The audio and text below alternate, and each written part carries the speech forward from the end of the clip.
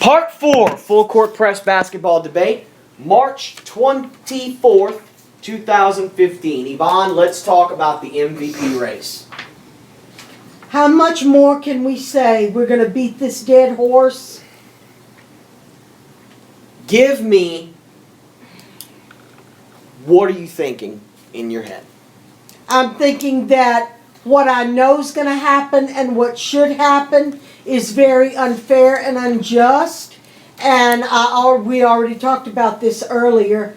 My pick for MVP would be Westbrook, without a shadow of a doubt. Not only because the guy's playing with a mask covering his whole face, which I'm sure is the most uncomfortable thing on the face of the earth. Okay? Not just his eyes, people. His face. Alright? He's playing encumbered by not having Kevin Durant on the team. Alright? He's putting up phenomenal numbers. I mean, he just got his 10th triple-double that was actually, the last one was taken away because the statistician or the stupid person on the floor didn't call the shot right. Okay? I mean, yeah, there's a couple of people out there who probably qualify for it. But if you want to compare the adversities, you want to compare the injury, you want to compare the obstacles that have been in his way, especially feeling about Westbrook the way that I did last season versus this season. This guy has grown up. This guy has matured. This guy's not playing the I game anymore. He is all about team. Now, does he enjoy being in the spotlight? Absolutely, without a shadow of a doubt. Has it been beneficial to him that Kevin Durant is out? I'm not saying make sure everybody out there understands. I'm not saying that I think that he is happy that Durant can't play. But his I'm not saying that. His personal play improves. But his personal play improves, and I think he feeds off of this. And I think it makes him a stronger, better, more clever, quicker, fast-paced player than when Kevin's out on the floor. And I think if anybody deserves it, it's him. Do I think he's going to get it? No. 2 reasons. Number 1, because OKC's not up there with the most wins. And number 2, because 2 other people that are in the race for MVP. One has had more scoring, has been talked about as being MVP since the beginning of the season, and one has already won MVP 3 times. So does he have a hard mountain and hill to climb up against James Harden and up against LeBron James? Absolutely. Do I think he still deserves it? Yes. Let me start by saying that I agree with you. I'm going to lay it out there that Russell Westbrook is the most deserving candidate for MVP. And Russ, you've got my vote. Mm-hmm. And congratulations on your phenomenal season. And we're not done. With that being said, there are 12 to 15 games left of the NBA season, depending on the team. We have to classify, when talking about the most valuable player award, especially in basketball, because there are so many players.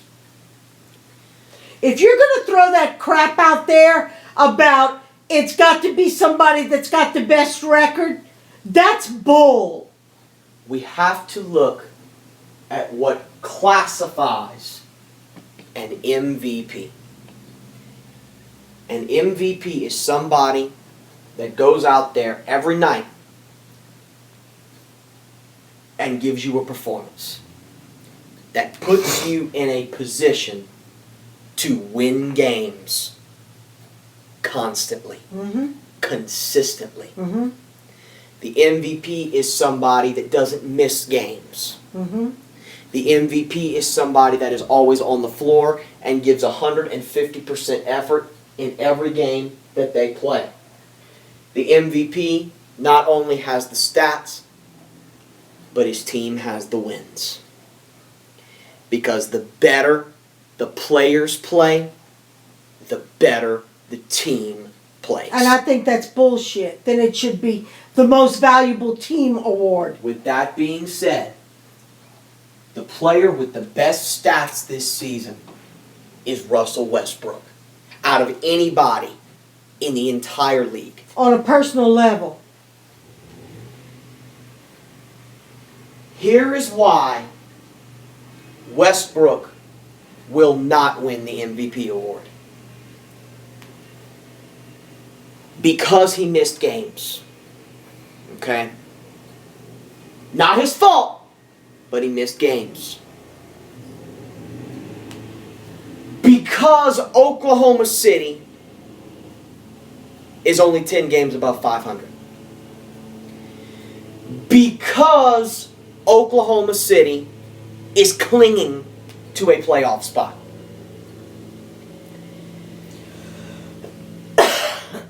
While on the other hand, James Harden has put up big numbers. 50-point game. Last night, a 44-point game. Has led the league in scoring for pretty much the whole season. And let's not forget, he's been dealing with a handicap all season long in Dwight Howard. I know that. And even he will not win the MVP award. Here is why Stephen Curry will win the MVP award. Like it or not, and I don't like it, because this is not how I think. This is absolutely Please, wrong. ladies and gentlemen, this is not the way I think. I have been following the NBA for the past 15 years, and this is what I've seen. That's not Mike. It's Blades. Stephen Curry will win the MVP award because he has not missed games, because again, this is not the way I think. Covering the NBA for 15 years, this is what's going to happen. Okay? He has not missed games. To his credit, he has not missed games. He has been consistent. And he's lucky he hasn't been injured. Yeah, luck has something to do with it. But give him credit for his playing. He's been good. Yeah, Okay? yeah. Where would he be without his three-point shots? His team, well, okay, where would Russell Westbrook be without his driving ability? Where would Anthony Davis be without his defense? Okay, fine, I got your point. Okay. They all have their strengths. Where would LeBron be without his size? They all have their strengths and weaknesses. Okay. And his team is head and shoulders above the others right now. Yeah.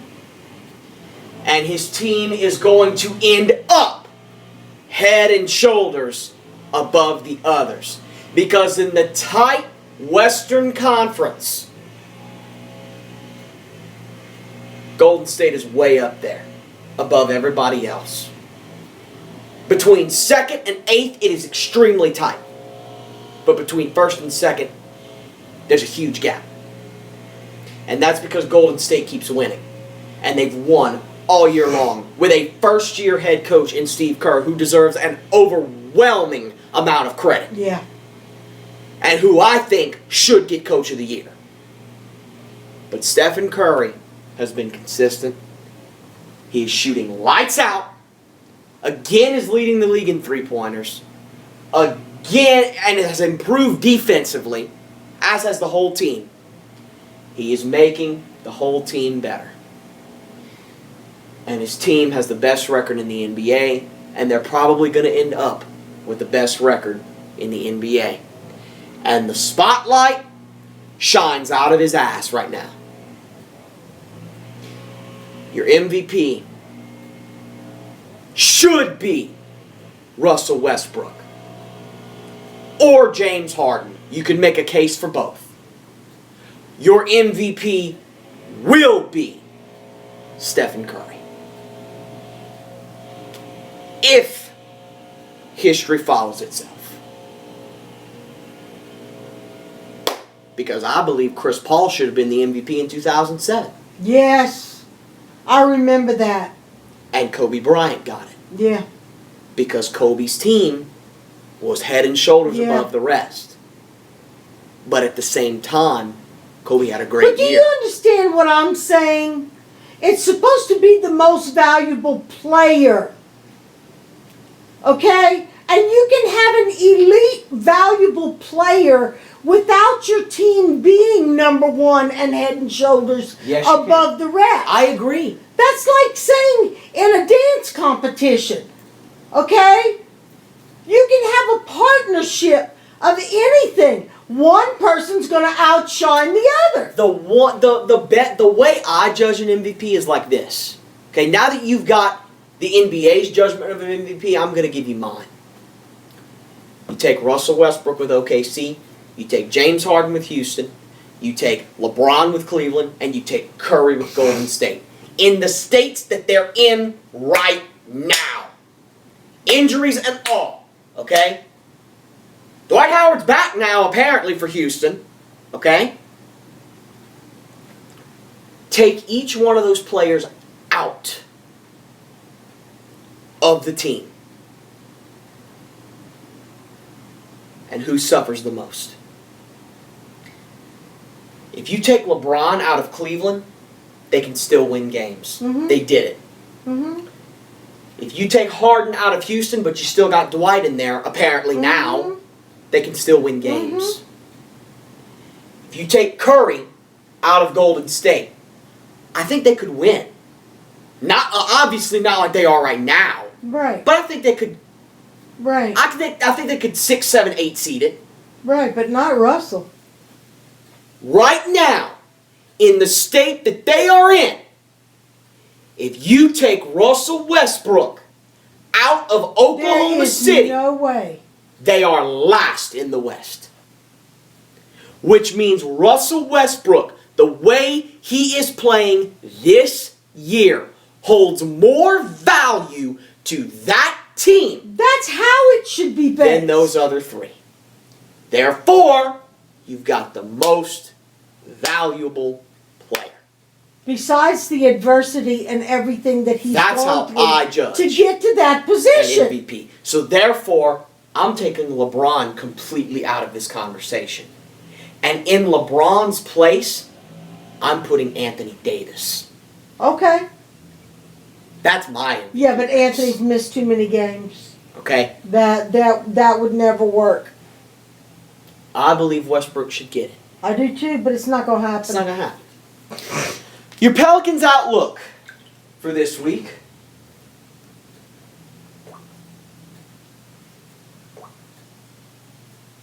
It looks favorable, Yvonne. Even with the injuries.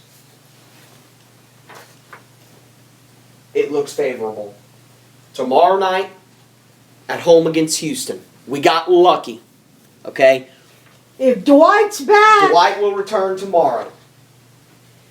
Then on I the don't 27th. see that as lucky. He should have stayed out one more Then game. on the 27th, we've got Sacramento at home. Winnable game. Extremely winnable game.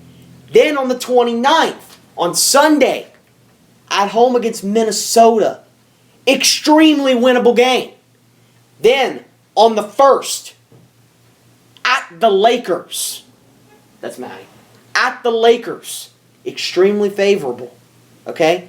And then on the 3rd, at Sacramento. All extremely favorable. all extremely favorable games, except the one tomorrow night. And then on the 10th, when we go against Phoenix. Right. Again, winnable. Winnable. Your standings update. If the playoffs began today, in the East, you'd be looking at Atlanta versus Boston. Cleveland would face Miami. Oh my goodness. LeBron versus Wade. Watch out. Toronto, Milwaukee. Chicago, Washington. That would be the East matchups. Wow. In the West, you'd have Golden State and Oklahoma City. Memphis, San Antonio. No, Memphis and Dallas. Houston and San Antonio. Get comfortable. You're leaving. Portland and the Clippers would be Okay. your West matchups. Tonight's games are big. Be looking out for them. You got Miami and Milwaukee, both teams vying for playoff spot. OKC's got a big game tonight against the Lakers. I mean, every game is big for OKC right now. They have to win. San Antonio and Dallas, pretty much the game of the night, fair to say. Right next to each other in the standings. Big time game there. Golden State at Portland. My God. It doesn't get much bigger than that. Be looking out for the games tonight. If by some wild miracle the Lakers would beat OKC, would that make us jump up? No. Well, it would close the gap. Okay. It would close the gap. But they we need to wouldn't lose move. more than one. And we need to win. Yeah. And New Orleans needs to win. It's not just about OKC losing. We got to get the job done on our end. Okay. Anything else? Nope. All right, that'll do it. For Yvonne Juno, this is Chris Guyette, Full Court Press Basketball Debate, signing off.